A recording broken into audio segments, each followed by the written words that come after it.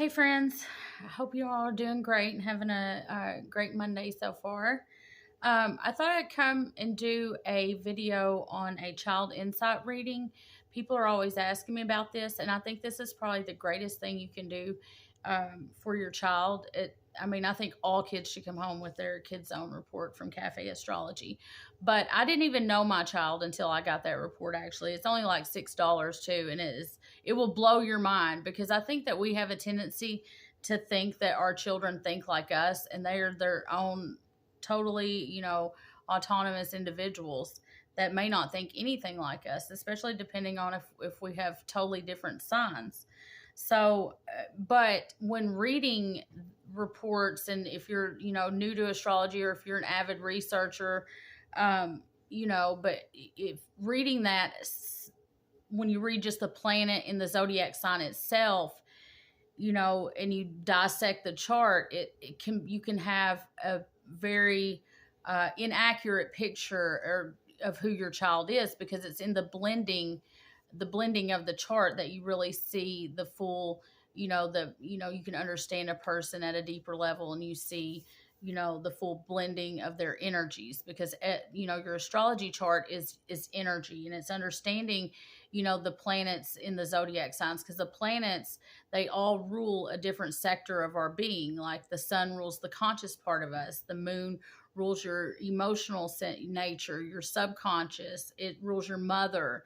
It is your dream realm. Mercury is how you think. Venus is how you express your love and affection, and it rules your finances. And Mars is everybody's fight or flight, and it also rules your sex, the expression of your sexual nature and your sex drive. Excuse the dog scratching at the door in this video if you hear it as well, because it's kind of distracting for me. So bear with me.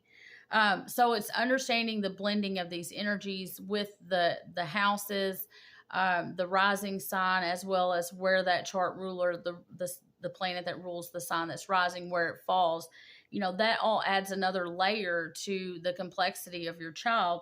So it really does take a professional astrologer, not just reading a report, to help you understand your child's potential and the way that they, the emotional wavelength that they're on.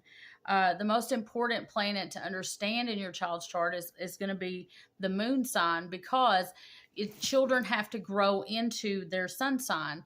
And that happens between around 8 to 10 years old, depending on if you have a boy or a girl, also depending on, the conditions and the environment, that the child is in, and things like that, because children, most times that go through harsher environments, they reach a maturity level or a consciousness faster than children who are, in a nurturing, protective environment. So those are going to be the children that are longer in their moon sign phase. So, and depending on what the sign of your child's moon is and their sun sign, there can be a drastic change in their personality and their being. And you may feel like, this isn't my child. You used to be so outgoing, especially if they have like moon in a fire sign, let's say moon in Leo, which is very gregarious. It's outgoing. It's confident. It is, bossy. It's the leader. If they're growing into like a sun sign Pisces, that's going to be a drastic flip in their personality. And this is exactly why. So understanding the energy and the planet that rules, it's called the dispositor of your, the moon and the sun sign and the ascendant. Those are very important to understand. So with this chart, this person was born on October 16th, 2008. Now, also understanding the numerology and the personality number of the chart, which is the day a person was born and what number that reduces to, because you're not going to reduce the 22nd. I mean, you can reduce it, but that's like the 22nd and the 11th are master numbers. But this person born on the 16th is a 7 personality number. Now, this is very Neptunian, very Piscean type of energy. It's the most spiritual numbers that there is. And it definitely makes this young person have a curious personality that can be more spiritual and have an overly developed conscience and a tendency definitely to do the right thing and have a lot of character and integrity. But they are more sensitive, so they can get their feelings hurt more easily than the other numbers, personality numbers. So 7 is the most sensitive personality number. Um, so this person also has the sun in Libra, the moon is in Taurus. These are both Venus ruled signs. So when you were born with a chart like this, you're not going to have that drastic, change in their personality when they mature and they switch to their sun sign. This is going to bring on more of a balance to this person's personality than anything, and they can be sticklers for like equality and fairness. They hate things that are going from Taurus to Libra. They're going to hate things that seem unfair, that's not fair at all. But Moon and Taurus children can have a harder time with change and with like death in the family, changing schools, uh, divorce, things like that. They can really suffer and go through a harder time. And the thing about the Taurus energy is it does tend to hold their own. They don't want to burden other people. They hold all of their stuff in because this is the Scorpio axis. So even though the moon is exalted in Taurus, there still is, you still have to kind of keep an extra check on this person if they're going through changes. And they also have to be encouraged to that, and have maybe this encouraged to have the understanding that life is everything's always going to change in life. They need to be taught to expect changes, and learn how to let go and move on, because they can hold on out of this loyalty and this deep fear of change. They can hold on to toxic situations and people and friends longer than what they should, just because they fear change. So Moon and Taurus people, as they grow up, you want to notice that make sure they're not in a bad relationship, because they will have the tendency to stay in that bad relationship longer than the average person. So learning and understanding boundaries are going to be really good to teach the Moon and Taurus person. I don't feel for this person's chart that's going to apply as much, because Venus and Mars are both in Scorpio. And in a man's chart, Mars is how he expresses his masculinity. And in a woman's chart, Venus is how she expresses her femininity. So the Libra and the Taurus are like, they are shaded. They're with a layer of this Scorpio intensity to it. So this is going to be a person who's more intense than the average Libra. Libra is a very cool, like chill energy for the most part. They can be fence straddlers, but not as bad as what you see with like Sagittarius. But they definitely can, this is going to bring about more of a confidence in like speaking their truth and their authenticity, and not feeling like they have to go with the flow.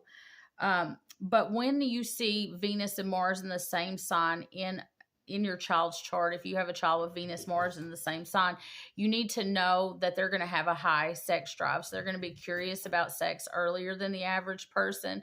And so that's something you want to keep the communication open with, and, be prepared for those talks earlier on than the average parent. Now, this is a mini reading, so I want to get over to the ascendant real quick, which is your physical body.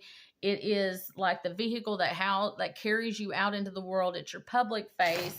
It's how other people see you. This is the most important placing, is understanding the ascendant besides the moon in a chart. So Sagittarius rising I see this sign the least in people's charts, but it is the luckiest ascendant to have. Jupiter is the chart ruler, and Jupiter is very expansive. It's optimistic. It has the power of the mind. It's a master with like law of attraction, like Joe Dispenza type teachings. It's the glass is half full versus half empty.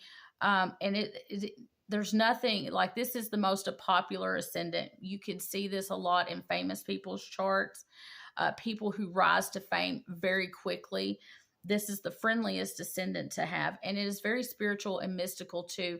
This is kind of like the Nostradamus ascendant, where these people can be gifted at having a lot of precognition, visions, and psychic things, psychic flashes coming to them about the future. And as this person gets older, that's going to happen. And so you want to look to the house where the planet that rules the sign that's rising falls, because this is an area that they is going to be everywhere they go in life. There's things that are going to center around what is ruled by that house. So Jupiter is, like I said, the best chart ruler to have because of its expansive, good luck, optimistic nature. This is a very inventive energy as well. It falls in the first house, so this is a power placing, because when the planet that rules the sign that's on a house cusp falls in that house, the energies are like working at its best. I mean, this is like a blessing. So this person is going to be athletic. And be a winner, like anything they set their mind to do. Pluto also falls in this house. And I like the fact that Jupiter is here. Pluto is pure power. When a person is born with Pluto in their first house, they are powerful at a very young age. And everywhere they go, it's like all eyes are on them. It's like they're a little superstar in their own right. Jupiter being here helps balance that, because this is hard for kids when they are born with that much power. It's hard for them to know the correct expression of it. And so they can go through like a bullying phase, and then they decide later on they're going to be the bully beat down. But, there can be a lot of challenges to authority and intensity to their energy. Like, if they're in a bad mood, it can be really heavy and draining to be around. So you want to encourage this child, or you want to find like a sport or something athletic that people with Pluto in the first house can release this energy, because the first house being your physical body, you are absorbing everybody's energy around you. And so with Pluto being here, this is particularly the negative energy. So they can get like in a bad mood within themselves, and they've got this energy pin up. His moon's in Taurus. There can be a harder time expressing like, hey, I'm frustrated, or I have all this. So they can just be like, ugh, like just on edge. So having a physical outlet to release that would be awesome, and it would help them get in a good mood. So they need to be encouraged, if they have that energy, to go for a walk, go ride your bike, go shoot some hoops, do something physical, and it'll help stabilize the intensity of their moods, because this can cause some moodiness. And so there can also be, with Pluto in this house, there can also be some possessiveness with this placing, where it's out of love, but they love very intensely. So they may want their parents or both their parents all to themselves. They can have, it can take them longer. Also, like if they'll have the same friend forever, and they can feel threatened very easily by other people to their current relationships. And that's just the nature of the energy. That will get better as they get older. But with the first house being the physical body, I mean, and the ruler of it being Sagittarius, this is all about the TV. This is fame. Sagittarius energy is very famous and trendy. Sagittarius naturally rules the 9th house, which is the best house of the zodiac. And so you see a lot of famous people with Sagittarius rising, and with that ruler in the first, you could have a social media. You could become famous from like doing something on social media, but your physical presence, people hella love when you have this placing, and are willing to like, roll the red carpet out and do you favors, and you have luck on your side. Looking to the career house real quick though, because you really want to hone in on the second house. That's not the career house, but you see a person, how you see their income, their possessions, like, okay, what does it show of how they're going to make their income? You combine that with the 10th house, and you can kind of see where the rulers of those houses fall. You can kind of see, okay, a natural like pull of career, like of where you kind of need to steer them to. So with Aquarius, and this is an intercepted chart, but I'm not going to talk about the interception in this video. I think I'm just going to do a whole nother video. My next video will be all about interceptions, and I think I will go into more detail about this chart's intercepted ascendant in that video. But on this second house cusp, we've got Aquarius on, ruling the second house cusp. And so you say,